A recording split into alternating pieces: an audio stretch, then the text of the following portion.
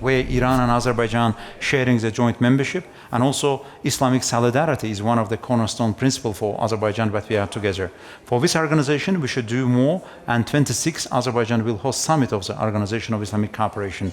And this summer, we will host economic cooperation organization where Iran and Azerbaijan and other like-minded neighboring countries, we are also sharing the membership. This institution was established with the noble intentions. It's a headquarters also in Tehran, but we should work together how we can operationalize it. And then SICA, conference on the confidence building measures in Asia. With our Kazakhstan friends, it's also Kazakhstan initiative, but other countries are also supporting. We're also trying to put an additional emphasis on that institution. But returning back to your concept of the Eurasian continent, here I told you about the three important neighbors of Azerbaijan, but also adds Azerbaijan's own independence, own importance. Here I would like also highlight one element is the multiple geopolitical identity of Azerbaijan that also helps Azerbaijan or provides Azerbaijan with a lot of maneuverability and also opportunities to work and shape different models of the cooperation and partnership in the wider Eurasian continent. From one side, we are South Caucasian. In the meantime, we are Caspian. In the meantime, Azerbaijan belongs to the wider Black Sea region. We are part of the Middle East and Islamic civilization that we cherish and value. And in the meantime, we are part of the post-Soviet world together. And also, Azerbaijan shares with the Central Asia historical kinship. And we say that Caspian Sea is not dividing Azerbaijan and Central Asia, but uniting us. And also we say that 5+1 between Central Asia and Azerbaijan is not about the chemistry, it's not about the mathematics, it's also about the chemistry. Yes. And all of these parameters, I think, that provides Azerbaijan with a good opportunity on these new realities and to build models of the cooperation and partnership and new mechanisms of the mutually beneficial cooperation as such. And also returning to your core question that as in a global order and disorder, that is an Azerbaijan from our side considering that, again, instead of waiting for somebody else will come and shape the global order, at least in our region, where Azerbaijan is associated with that, to build our own prosperity and cooperation. Within that also, let me highlight that Azerbaijan also becoming the place where different partners, including conflicting partners, are coming together to speak into one voice, and we also consider this as a modest contribution of Azerbaijan to the wider global and regional peace and order. Talk about the geographic location when you mentioned some of the countries such as Turkey or Russia or the Islamic Republic and of course your country. That is one of the assets that these countries do have. And of course then that needs to be maximized, the capacity that exists there, along with, for example, you mentioned the Caspian Sea. What types of programs are there in place, or what perhaps scheduling you may have that maybe are economy and flavor or otherwise, that maximizes the capacities of these countries, especially when it comes to where they're located in the global sphere? You mean on the 3+3 format or Azerbaijan? It doesn't matter, whatever format you think, in order for these countries to maximize their relationship together, how they're fusing together in the spheres that maybe you can give us examples on where they can progress. Yeah, one of the important points really Azerbaijan again puts in a particular emphasis is about the concept of the connectivity. We should also agree on the fact that in our region, we still have elements of the fragmentation when it comes to the connectivity. If you'd like to reach from the point A to B, and you should pass long ways, sometimes it's not quite affordable and quite efficient. First thing, it starts from the connectivity. As our forefathers always said that road is always in a culture, is a civilization. In the meantime, it's in a road, is in a people-to-people contact. First thing really Azerbaijan puts in a particular emphasis is a connectivity. Whether it's an east and west dimension, where we found Azerbaijan as a regional hub. In the meantime, north-south corridor. And here, having the geographical location is not enough. It's just you should transform your geographical location into the real opportunity for the benefit of yourself and also benefit of your partners. From that perspective, let me over again highlight the importance of the North-South corridor, where Azerbaijan, Russian Federation, and Iran working together. Currently it's working, currently it's operational, but mainly based on the trucks and also a truck based in the cargo. But there is a railway component of that and some other components as well that we should work together to put aside elements of the connectivity from fragmentation. And as such in our region, I think that we have a political interoperability. We agreed on that, particularly within the 3+3 format. we agree on the concept of the regional ownership, regional inclusivity, and regional initiative should be in our hands, and we should, as a regional countries, work together to shape a wider regional security architecture in our region as such. But it should be also translated and transformed in the particular practical projects, whether it's economy and trade, people-to-people contacts, and so on. From that perspective, Azerbaijan, again, with the regional countries, is working hard. Well, hopefully all of this is going to happen on a timely basis and based on the different timetables that you may have in order to progress, whether it's the corridors, whether it's the trade routes, anything that obviously is beneficial to all the countries. A lot of our conversation right now centered around the economic progress that can be made, taking advantage of the opportunities that exist. Thank you for talking about the fragmentation also, and the role that Azerbaijan plays, and of course Iran's relationship with Azerbaijan in that respect. But you mentioned the OIC, and I couldn't help, and forgive me, but I need to understand also your impression as to what's going on with the Palestinian issue in terms of the genocide that's taking place, which is something that lies at the core and forefront of Iran in terms of what it's doing. And it has shown what it thinks about that. I'd like to get your views on that. Indeed, Organization of Islamic Cooperation is one of the important institutions that we have among our brothers, and it's also based on the concept of the solidarity of the entire Islamic Ummah.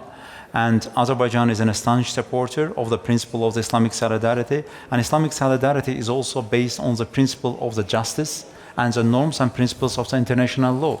And unfortunately, what we see in the overall geography of the organization of the Islamic Conference, we see proliferation of the conflicts, instabilities, wars, that is in a very unfortunate and sometimes it's in a very heartbreaking. And Azerbaijan is ready to work together with all member countries, first further operationalize this institution and to make it more active, and also to make its voice more heard at a global level. And within that institution, Azerbaijan, again, deriving from the principle of the Islamic solidarity, always supported two-state solution with the state of Palestine, with its capital is in Jerusalem. That is in a principal position of Azerbaijan, and this principal position also based on the United Nations Security Council resolutions. And Azerbaijan also has a very good relation within the state of Palestine, within two diplomatic missions and embassies and fully operational. And also by virtue of our capabilities, we are also trying to contribute to address humanitarian challenges that our Palestinian friends, our brothers are facing.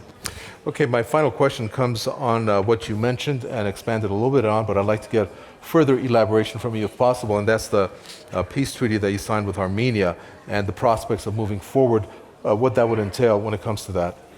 Well, with regard to Armenia-Azerbaijan peace treaty, if you took at the path of the independence of Armenia, Azerbaijan, and put it in the context of the region of the South Caucasus, I would assuredly claim that it's the most stable time for the region of the South Caucasus.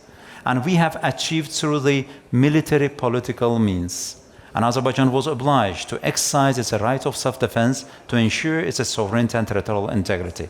And what we have in the region, it also comes through the sweat and blood of Azerbaijani people and also strategic passions. For 30 years, we invested to the negotiation process. Unfortunately, this negotiation process was a complete failure, but Azerbaijan took the initiative and handled the conflict.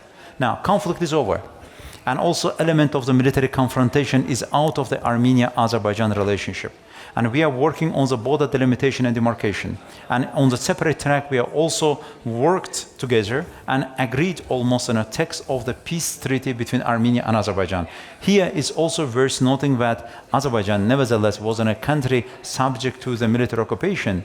It took a lot of political and diplomatic initiativeness and courage from Azerbaijani side to propose fundamental principles of the peace treaty and also text of the peace treaty. By the way, text of the peace treaty has been drafted in Baku. We suggested to Armenian side. It speaks about the good willingness of Azerbaijani side, and also it's also demonstration of the fact that Azerbaijan wants to transform the region of the South Caucasus towards peace and stability. But now another important issue is that Armenia-Azerbaijan negotiation process that we have, it's completely bilateral process. And through the bilateral process, both sides, through different channels of the communication, talking to one another and discussing the issues that remains pending or outstanding on our agenda. Yet one of the success stories in the border delimitation and demarcation. Even during the Soviet time, Armenia-Azerbaijan border was not demarcated in a very, or delimited in a very proper manner. There wasn't still elements of the open issues and open challenges, but unfortunately, throughout the occupation, Armenia also didn't contribute to the build real border. But we have already established mechanisms, rules of engagement, and moving forward. And peace treaty text has been agreed. But we have one fundamental issue that we are expecting from Armenian counterparts. That is the Constitution of the Republic of Armenia. We understand that Constitution is an internal matter for every country, unless there is a territorial claims against any other country. Because in the preamble of Armenian Constitution, there is a particular clause that still calls for the miatsum. Miatsum in Armenian language is a unification. And unification, it means that Karabakh with Armenia. In a sense, it's a territorial claim against Azerbaijan. Let me give you a historical precedence about the Good Friday Agreement in 1998 between United Kingdom and Republic of Ireland. As part of the Good Friday Agreement, Constitution of the Republic of Ireland has been changed, particularly the clauses that were dealing with the Northern Ireland. Therefore, we are not speaking in diplomatic limbo. We are speaking about the real diplomatic precedents that we had. Therefore, we expect that this clause will be taken from the Constitution of Armenia. And once it has been taken, I think that there will be no particular impediment on Armenia-Azerbaijan peace treaty to be signed. But good news is that we have a de facto peace in the region. There is a de facto peace in the region, and the military is back to their barracks, and we don't see any reasons for an escalation. But important thing is that region of the South Caucasus, there shouldn't be like a new dividing lines. We see some outside powers or alien powers towards the region. They are trying also to impose their own vision towards the region, and some of them are trying to seek geopolitical intrigue or geopolitical competition in the region of the South Caucasus, but Azerbaijan is against for such an intrigues. And we think that region belongs to the countries of the region and also to the wider surrounding of the region, where we see concept of the 3+3, but we should build together our comprehensive regional security architecture. All in all, there is a peace, there is a stability in the region, but we should consolidate particular momentum and to make it durable, lasting peace for the benefit of the region. And in Armenia-Azerbaijan relationship, peace lies in the region. It doesn't lie in Brussels, it doesn't lie in Paris or somewhere else. Peace in the region. And Azerbaijan will continue to do that. And Azerbaijan also will continue to work to consolidate and to ensure full regional integration against the elements of the marginalization, what we have seen at some point.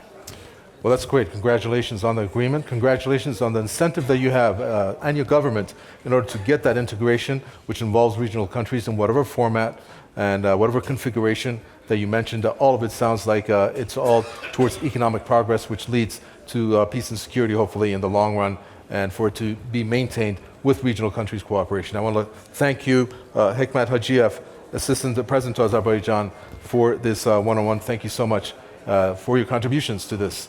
Let's give a round of applause for the Assistant President of Azerbaijan, Hekmat Hajiev. Thank you. Thank you very much, Dr. Kova. Once again, thanks for our organizers and our brothers, and also all our distinguished friends. Your hard work, and I appreciate it. Thank you. Thank you.